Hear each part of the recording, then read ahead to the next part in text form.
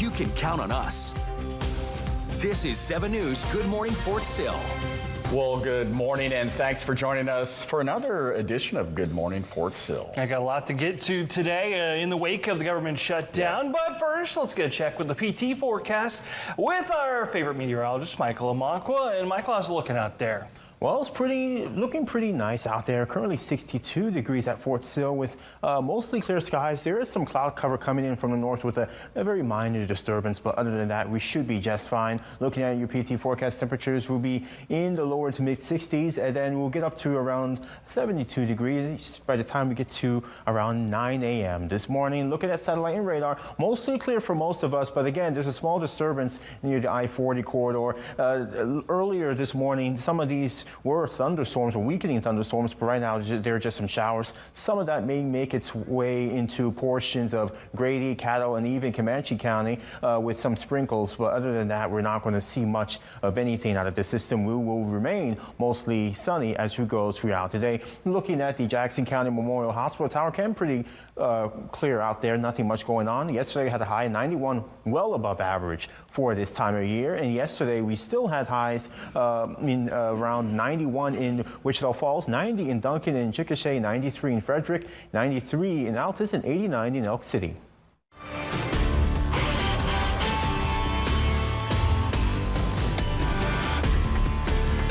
Well, with no end in sight to the government shutdown, the Trump administration is warning they could start firing federal workers as soon as today. ABC's Nicole D'Antonio has the latest on the gridlock in Washington. With no signs of the government shutdown ending anytime soon, the Trump administration warns it could begin the unprecedented step of firing federal workers as soon as today. Oh my God, it's terrible. The food is high, the electric bills and the gas bill, all of these things went up. So I'm already juggling paycheck to paycheck. Millions of federal workers impacted, including more than 750,000 federal employees now furloughed. Vice President J.D. Vance in the briefing room blamed Democrats and warned mass layoffs could be coming. ABC's Mary Bruce pressed the vice president on why layoffs are necessary, since previous administrations only furloughed workers, a temporary move. So why does the president want to fire some workers and not just furlough them? Why is this shutdown any different? Well, first of all, we haven't made any final decisions about what we're going to do with certain workers. What we're saying is that we might have to take extraordinary steps, especially the longer this goes on. Democrats have demanded that Republicans reverse cuts to Medicaid and extend expiring Obamacare subsidies so that health care premiums don't rise for millions of Americans next year. The point is to say these people need their health care coverage, and the Democrats are willing to fight to protect access to health care. Republicans say they'd rather shut down the government than make sure that Americans get their access to health care. I think they're wrong. The White House insisting the government needs to reopen before discussing health care policy, and now turning up the pressure, targeting projects in Democratic-leaning states, freezing $18 billion in infrastructure funding for New York City, home of both Democratic leaders Chuck Schumer and Hakeem Jeffries, and blocking $8 billion for energy projects in 16 states that voted Democrat in the last presidential election. More Americans are seeing signs of the shutdown, with some parks and monuments now closed. As for negotiations, the Senate will not be back in session until Friday. Nicole D'Antonio, ABC News, Washington. The Air Force is reminding airmen, guardians, and civilians and their families that assistance is available through various means despite the government shutdown. So furloughed civilian employees are eligible to apply for unemployment benefits, but accepted employees working on a full-time basis are generally not eligible. Employees who wish to file should do so with the unemployment office in the state where they work. However, when those civilian employees receive their retroactive pay, they will be required to pay back any unemployment benefits received in accordance with state law. Also, the Air Force will provide families who are needing help with combating food insecurity with info about the SNAP program, the Federal Subsistence Supplemental Allowance Program, and the Air Force Aid Society. And for our soldiers, Army Emergency Relief will provide rapid zero-interest loans to soldiers if the October 15th military payday is impacted. The financial assistance is intended to bridge the gap until standard government operations resume. AER will provide an interest-free loan equal to the amount of one net paycheck up to the maximum amount of $6,000. Repayment in full will be completed within 30 days after soldiers receive back pay following the government shutdown. Soldiers who believe they will be in financial distress if they do not receive pay on October 15th or later are advised to create an account and apply for an AER loan at the website listed on your screen. Now, two well-known banks that cater to service members and their families are providing support as well. USAA and Navy Federal Credit Union are providing zero-interest loans to eligible members whose pay may be affected due to the shutdown, something that both banks have done during previous government shutdowns. USAA's government shutdown program and Navy Federal's Paycheck Assistance Program are designed for military service members, federal employees, and government contractors. Now, both providing 0% interest loans of up to one paycheck, maximum of $6,000, similar to that AER loan. It must be paid back 30 days after back pay is received. If you are a member of USAA or Navy Fed, you are encouraged to visit the websites listed on your screen for more information. And in response to the ongoing government shutdown, the Defense Health Agency has authorized TRICARE and its contractors to continue delivering health care to their 9.4 million beneficiaries. So the beneficiaries seeking medical care from network providers should feel no significant effects. Care at military hospitals and clinics would remain largely unaffected. TRICARE's website includes current information about the impact of the shutdown on TRICARE health plans and military hospitals and clinics. And the Department of Veterans Affairs has also released information about how the shutdown will affect their services. Some of the programs that are affected include career counseling and transition assistance, the GI Bill hotline, and the Regional Benefits Office. There will also be no permanent headstones placed at VA cemeteries, no applications for new veteran burials, and no new presidential memorial certifications being made. Now, VA medical centers, outpatient centers, and veteran centers will remain open. Veterans will still receive their VA benefits. The VA will be carrying out any veteran burials that are already scheduled. The VA Contact Center and the Veterans Crisis Line will also remain open. Though this next story doesn't necessarily affect our local military installations in their schools, it's really just an example of the broader impact of the shutdown. Due to lack of funding, Department of Defense Education Activity, or DODEA, schools will no longer be able to travel, compete, or even practice. So schools will still remain open during the shutdown. However, extracurricular activities are not considered essential. According to DODEA, the sudden stoppage has thrown a big wrench in the fall sports season that only had 3 weeks remaining.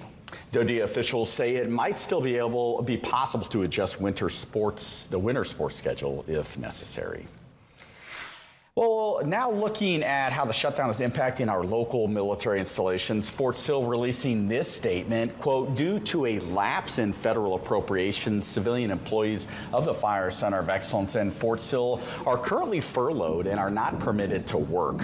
Normal operations will resume once funding is restored. All ongoing projects will be suspended until government operations return. So obviously the question is, what is still open on post? Yeah, well, there's quite a few things that, quite frankly, are still open because they were classified as accepted or essential services. So all of the gates on Fort Sill, the Visitor Center, MWR, Army Emergency Relief, which we just spoke about their loan program that's available to service members, Reynolds Army Health Clinic, the PX, and the commissary are all still open and will be operating normally. Now, some of the services that will be closed include outdoor recreation, Army Community Service, employment readiness, outreach and volunteer programs, as well as survivor outreach services. If you have any business in the Building 4700 Welcome Center, it is recommended that you call ahead of time to ensure that they are open, since a lot of the services inside of that facility are affected due to furloughs. Well, Altus Air Force Base has also posted information about what services are affected by the government closure. The Airman Leadership School, Club Altus, the Child Development Center, Hangar 97, lodging and military personnel flights will remain open. Charlie's, the Fitness Center, Military Family Readiness Center, and the Post Office will also be open, but with limited services. And finally, the Auto Hobby Shop, Bowling Center, Education Center, Theater, Outdoor Recreation, and outdoor recreation and unit will be closed until further notice. For more information, you can check the 97th Force Support Squadron's Facebook page. And Shepherd Air Force Base in Wichita Falls has not released a list of services that will be closed, but did have this statement about how it is handling the shutdown. In part, quote, essential services related to national defense will continue to operate while non-essential activities may be suspended and some personnel may be placed on furlough. The base also reaffirmed its assurance towards maintaining operational readiness, recognizing the uncertainty this can create for their airmen and their families. Well, it's officially spooky season, and coming up on Good Morning Fort Sill, we'll have a breakdown of some of the events this month. Every first, every morning, we're here. A man charged in a deadly hit and run from 2023 has been sentenced. 7 News is working for you. The Lawton Firefighters Association is raising awareness about critical staffing issues. Your first alert for what's next. We're just going to see dry conditions, mostly sunny skies. Uncovering breaking stories that impact Texoma. The city of Lawton's Ward 2 councilman has announced his resignation. Checking facts and finding solutions. 7 News, working for you every night at 5 and 6. 7 News, working for you every night at 5 and 6. Here's your first alert forecast with meteorologist Michael Amanqua. Well, good morning, Texoma. We're seeing temperatures in the low to mid 60s and a few low 70s across the area. Currently 62, a cool spot here in Lawton and in Fort Sill, 69 in Anadarko, 65 in Chickasha, 66 in Duncan, 69 in Waurika, 72 in Hobart, 64 in Frederick, and 70 down in Monday. Looking at our 24 temperature hour change, we're a little bit warmer than this time yesterday, anywhere between 2 and 5 degrees warmer. So we're starting a slow warming trend, and we're still going to, unfortunately, have above average temperatures going into this weekend. The relative humidity values are between 70 and 90%, especially across our northern and eastern counties across the area. Wind speeds are generally out of the east and southeast, anywhere between 0 and 10 miles an hour. Pretty clear for most of us right now, although there is a small disturbance that is currently moving in across portions of northern Oklahoma, southern Kansas, and even along the I-40 corridor. Some of this light shower activity may make its way towards a few areas here in Texoma this morning. So if you see a little light sprinkle, just don't freak out about it. Anyways, we're looking at a drier pattern for now, but we're watching this trough that may affect us as we go into next week in terms of cooler weather and the possibility of some precipitation. Currently in the tropics right now, Hurricane Imelda continues to weaken as it pushes off towards the northeast, but there are a couple other disturbances that are in the tropics that we will need to watch out for possible development. Well, Altus Air Force Base will be conducting a joint training exercise with Fort Sill tomorrow. Altus leaders say you may notice vehicles and equipment that are not normally present on base. There will also be a temporary disruption of normal gate hours from 10 o'clock in the morning until 4:30 in the afternoon, as well as more traffic than usual on U.S. Highway 62 from Lawton to Altus. And just a reminder that Fort Sill is hosting its 29th annual Oktoberfest at 5 o'clock tomorrow evening at the Patriot Club. Always a fun time. Now, when you think of Oktoberfest, you typically think of beer, but on Fort Sill, there's plenty of fun for the whole family. MWR Special Events Coordinator Ethan Briner is excited about what they have in store this year. It takes over not only the inside of the Patriot Club, it takes over our beer garden and our amphitheater. We bring the polka meisters from Tulsa. They come down, they play, they start jamming at 5 o'clock, they go till 10 o'clock. We do a keg tapping at 6, but it's family friendly. That's the one key thing I always want to remind people. If you want to have your kids, there's kids activities, family activities inside. If you want to go outside, you can go outside, hang out, enjoy the music, enjoy the food, just have a good time. It's completely free. The only thing you pay for is your beer, your drinks, your food.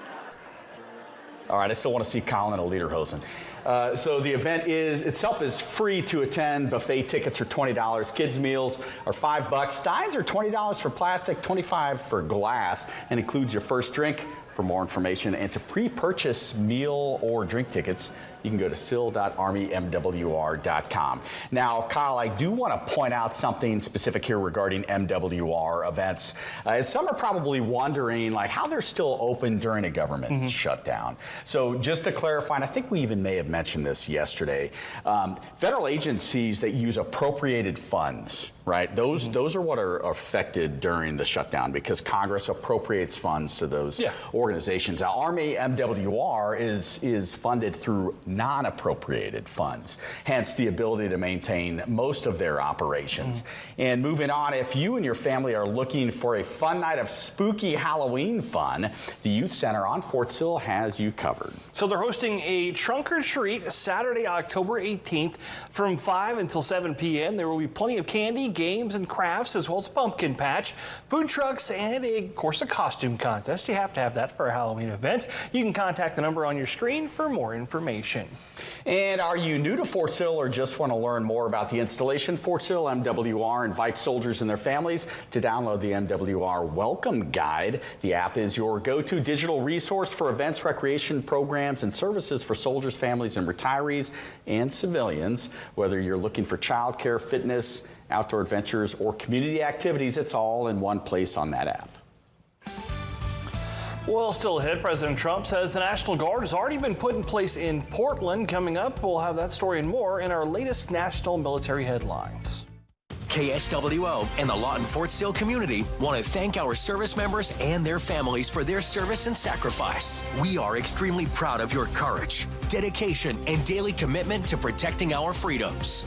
To recent graduates and their extended families, congratulations on your accomplishment and welcome to our community. Lawton Fort Sill is a unique area like no other in the country.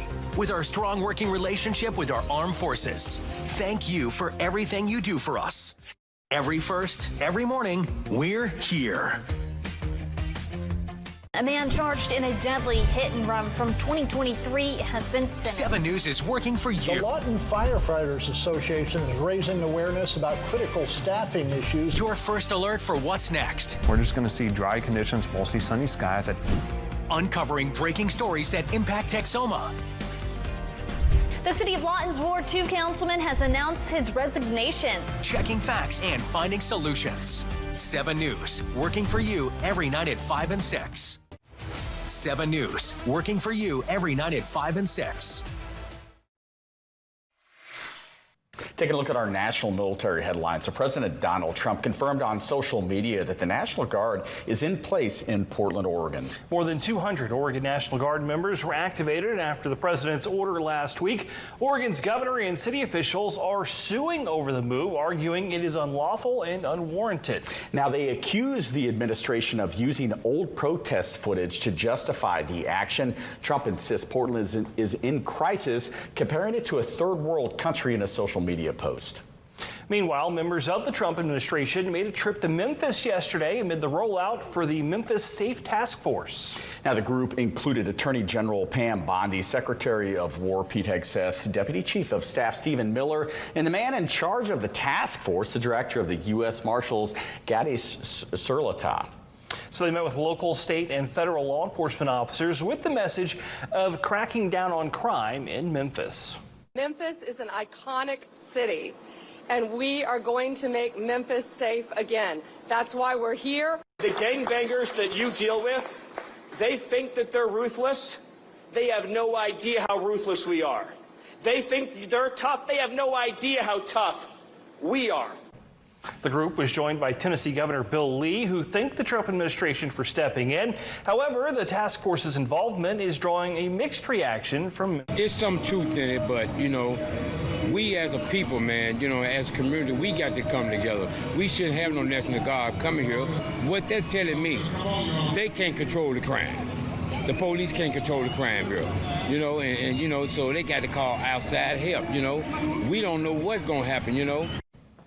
Another casualty of the government shutdown is Vicksburg National Military Park in Mississippi. Now, the military park is no stranger to a government shutdown. However, nonprofit Friends of the Vicksburg National Military Park and Campaign have devised a way to operate the park without federal assistance through private donations. In 2019, the park was able to continue operations for over a month while the government sorted itself out. Workers have already submitted the paperwork necessary to get the ball rolling again, and if all goes well, the park will receive $2,000 a day to operate. In the meantime, the shutdown has come as a big blow to park visitors. We flew into Nashville and we're doing a big loop around, going to several of the presidential libraries and national parks. And it's going to impact us a fair amount. We've been to quite a few, but may not be able to see Clinton's. And obviously we can't do the tour here. The Friends of the Vicksburg National Military Park and Campaign will provide updates on the closure as they happen. Well, an airman in Iowa is being hailed as a hero for saving numerous lives after confronting a gunman that killed 2 people and burned down his own home. So senior airman Harrison Fryer was at home with his family when he heard the gunshots ring out. After securing his family, he grabbed his personal firearm and stepped into the line of fire. He was able to hit the attacker in the leg, which gave law enforcement the time they needed to contain the situation. Investigators credit Fryer's quick thinking with preventing more lives from being lost. I didn't want to have to do anything aside from go out there and keep my family safe, and ultimately that's what I did, but I was hoping that I would have to it would just scare them. No one wants to use their firearm. You have it in the event that you do have to use it. That night, Fryer reminded his community that courage isn't only taught in the military. Sometimes it's tested in your own backyard. With meteorologist Michael Amanqua. And the last look at your PT forecast, temperatures in the lower to mid 60s, and then we'll get up to around 72 degrees by 9 a.m. There are some places that are already in the lower 70s, so there is a little bit of cloud cover in our far northern counties, and that may be the case earlier this morning, maybe a few light showers, but other than that, most of us should stay dry. Mostly sunny through most of your Thursday, and then as we head into your Friday, pretty much a repeat of today. Mostly sunny skies and temperatures in the upper 80s and lower 90s. As we head into the weekend, we'll slowly start increasing cloud cover just a little bit. Your Sunday, mostly sunny once again, but then as you go into your Monday, a little bit more cloud cover possible, and especially on your Tuesday, there is a trough that is slowly coming in from the Pacific Northwest that may give us a possibility of a cold front coming in into your Wednesday and maybe some rain chances, but there are a lot of details that we'll still have to iron out, so that's something we'll continue to track. A high of 91 degrees for today, mostly sunny out there, and it will be relatively hot. Southeast winds at 5 to 15 miles an hour. And then as you go into tonight, a low of 62 degrees with mostly clear skies. Southeast winds at 0 to 5. Then going into tomorrow, we'll have a high of 90 degrees, mostly sunny skies, and southeast winds at 5 to 15 miles an hour. Looking at your 7-day forecast, we will continue to have temperatures in the upper 80s and lower 90s across the area. And then as we go into next week, there is a possibility of that trough getting close enough to give us a good cool down, especially as we go into your Wednesday. So that's something we'll continue to track with some rain chances in the forecast. Well, thanks for watching Good Morning Fort Sill. Check that 7 News app today for updates and breaking news.